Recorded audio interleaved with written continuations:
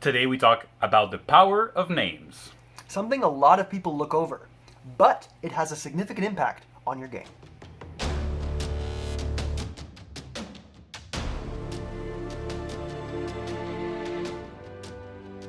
Hi, I'm Chris. And I'm Matt. Welcome to Roleplay Chat. We are two game masters who can't stop talking about role-playing games. And today we talk about names and the power they hold. So today we're going to be doing our usual thing where we just have a free-form conversation. We'll see where the conversation takes us, and hopefully by the end of this, we're going to have some nice takeaways about why names are important and things that you can do with names. Yes. So, let's get into it. So, when creating a name, what's the first thing you worry about, Matt? That's a surprisingly loaded question, Chris. Mm-hmm. I have to admit that when I am giving a name to a character, if it's a premeditated name, which I try to do as much as I can, Mm-hmm. I find that I try to give the name some kind of hidden meaning. I actually try, I'll translate a word into another language, or I'll do something like that to try and give the name a bit of, this flair that maybe the very attentive player can notice. It's not going to make or break. Duly noted. Yeah. There was someone actually, I can't remember who said it on Twitter. Someone said, my big villain's name was Traitor McTraderson, but in German. Or something. Okay.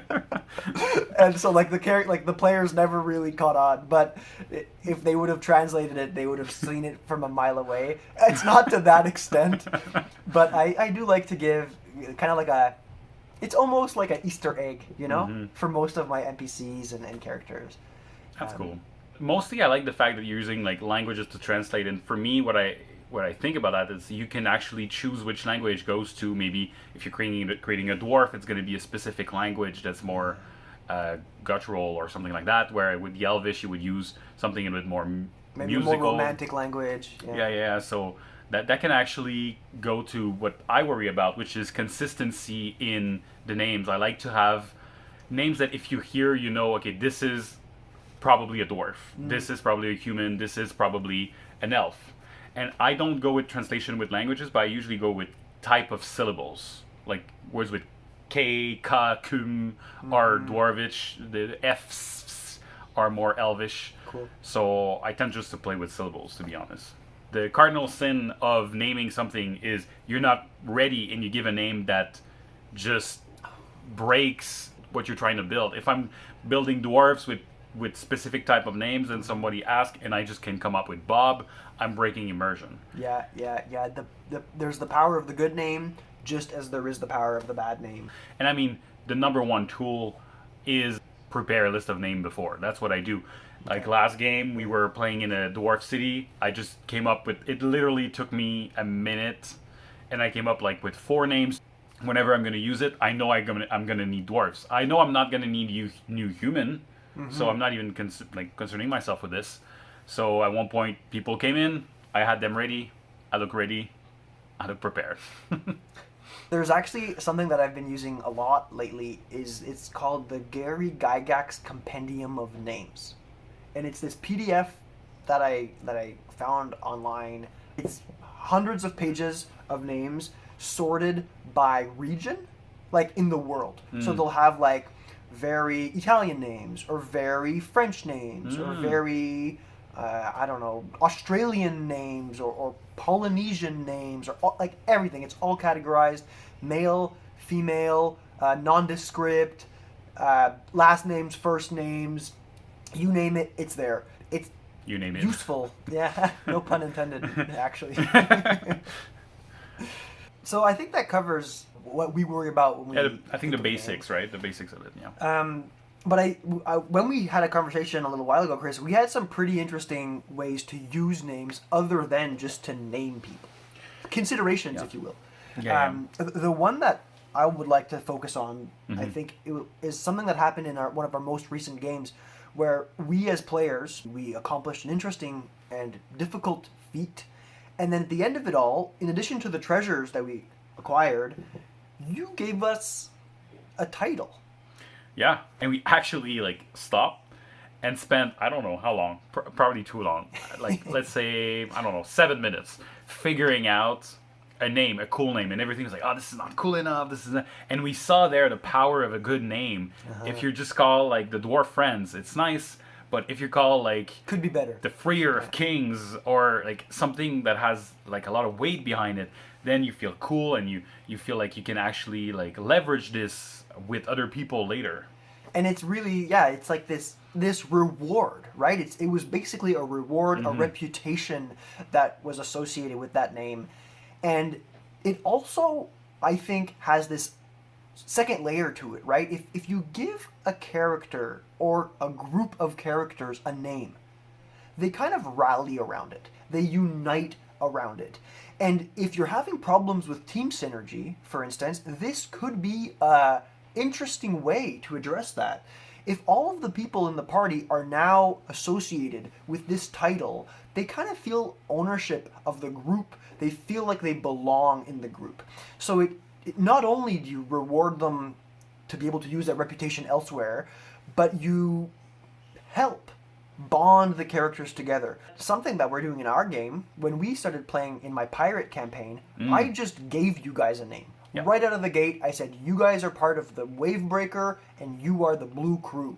Kind of sounds like a silly name, and you guys have kind of turned the crew into a silly crew for your own pleasure, which is great.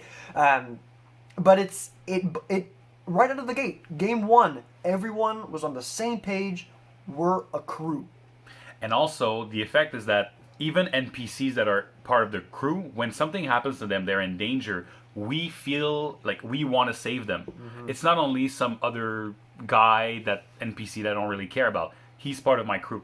So even right now in any game you're playing, if you add NPCs part of this group, maybe you don't want to do that, but if you do that, it actually creates this bond with an NPC pretty quickly.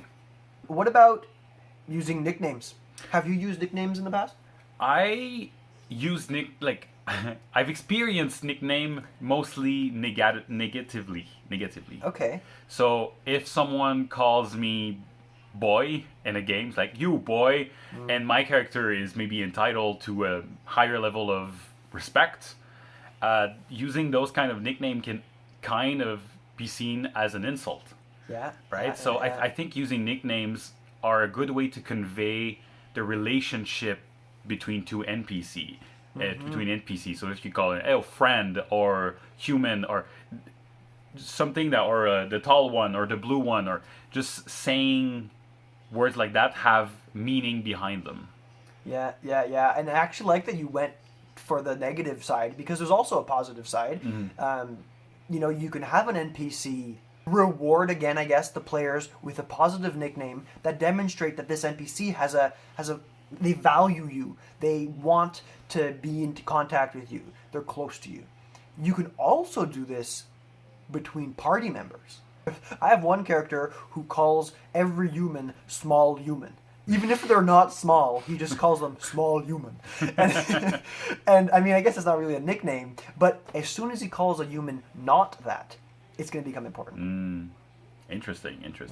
I mean, as you were talking, I was remembering that pretty much not all my dwarves, but a lot of my dwarves actually have a nickname, because in Warhammer, in my system, if like the guy is called Umgrim Morgrimson, that could be also like Umgrim Green Crusher Morgrimson, and this is usually because of an accomplishment or something that characterize them, like Stone Fist or Iron Skin or something like that. So these are nicknames, actually. Is everyone allowed to call him Green Crusher in your example, or is it like you have to earn that honor to call someone that? No, you have to earn the honor of being called that, but after that, it's like a doctor title. Like, you have to earn the title, then after that, everybody ought to call you that if they want to show respect. Because what might be interesting is like the opposite, right? Like if a character has a name, but only those who are close to them are allowed to call them that.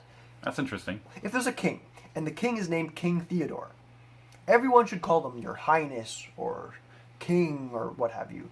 But as soon as that NPC tells a player, no, call me Theodore, I think that creates this level of relationship. So it's almost like, let go of all the the fanciness around my title and just call me by what my mother used to call me, and this shows that we're close. We have a close relationship.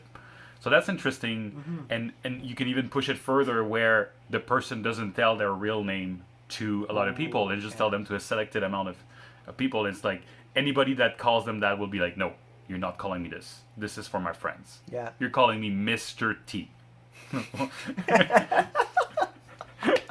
But that wasn't planned. That wasn't planned. But my friends call me Theodore, right? Mr. T. Mr. T. A pity the fool.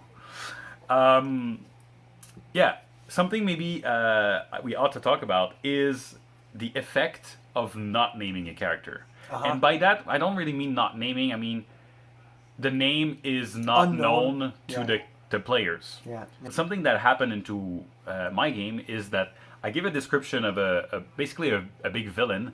The villain's not going to be like, hello, my name is this, right? So, and I didn't establish it maybe as well as I should have. But I have a description of like big nails and bald hair and blah blah. And the players really. We fixated on those because it sounded like Wolverine claws or like Edward Scissorhand type claws. Yeah. So basically, for I want to say 6 months, we referred to this character as Edward Scissorhands. Yeah. And it was kind of to the detriment of the immersion that you were trying to establish. So that's I guess a warning to all of you people out there not naming a character. You risk that the players call them something silly. Yeah, this air of mystery might backfire. Might backfire, right? And eventually, like, you found a journal and it's like the Warp Lord, and people keep calling him Edward Scissorhand. Yeah. And I was like, no, it's the Warp Lord. It's the Warp Lord. And I had like to beat it out of you. And now you're calling it mostly Warp Lord. I'm happy. I'm gonna call him that again now. And honestly, it doesn't bother me that much. It's mostly for you guys, right, at the table. Yeah. But yeah, so I guess that's the effect of not naming someone. Something else that we have here is this concept of a false identity. Mm-hmm. So that could be something interesting to toy with. I know actually that in the past I've had NPCs who have false identities or who have these very secret identities. My wife actually played a character in a previous game who was like this rogue, super sneaky, and who didn't give her real name to like anybody, and it was kind of a problem. But and there's also like that player who always have that idea of like, I'm gonna give a different name to every people I meet, and then the game master has to remember who knows what name. Be nice, don't do that. So it's something. I think it kind of goes back to this true name. It could generate a very interesting dramatic moment, right? If other player characters find out, what, that's not your name. Your name is actually Samantha, and all along we've been calling you, I don't know, Victoria? Yeah, I mean, that's maybe not the most dramatic reveal in the whole wide world, but it could create some tension, especially if they've been adventuring. Maybe together. Most like the last name. You have a last name of a famous family, but you've changed it so people don't know, and then they learn that your last name is actually the descendant of the king, and they're like, oh my god, I'm sorry, like, I'm sorry, my highness, or whatever. Right? It might actually change the way they see the player, and that's when this reveal is actually interesting. Also, like this false identity in my group, I had like a wizard who once. That wasn't you. That was Chandra. Oh yeah, okay. I thought you were talking about me hiding my wizards. But yes, go ahead. Keep going. It's not me. I feel deflated. So he his name was Novak, but at one point he met someone, and I think he kind of knew he was going to do something silly, so he tried a new name. He's like, I'm going to name Chandra. And what happened is that person now saw the wizard do something wrong and knows it as Chandra, which means that if someone's looking for a wizard, he might not look for the right person.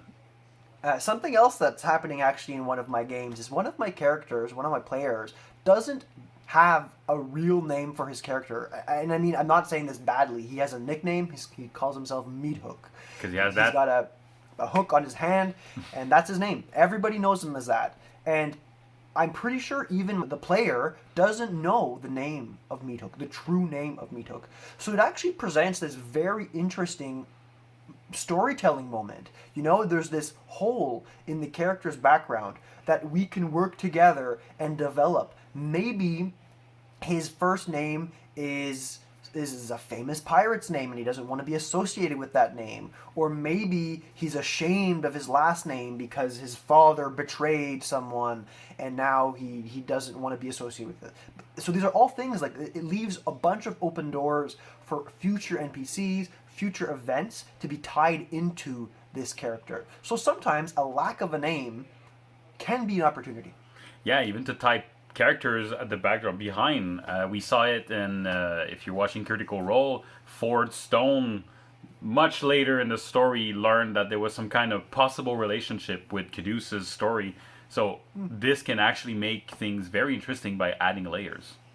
And that's most of what I had to say about names. Yeah, this is like, I mean, we had a free-form discussion here, and I think it's just to show that names can be can really add a lot, can be part of the storytelling, can be just the backdrop, but also can be a deal breaker. Like, not a deal breaker, but like a immersion breaker. Ruiner. Yeah, exactly. Where just with a little bit of effort, just prepping for a minute before every game, thinking about names, can actually prevent a lot of problems. Yeah. And there are tools that exist. Do we want to quickly rifle off a couple of tools? Obviously, we have make a list.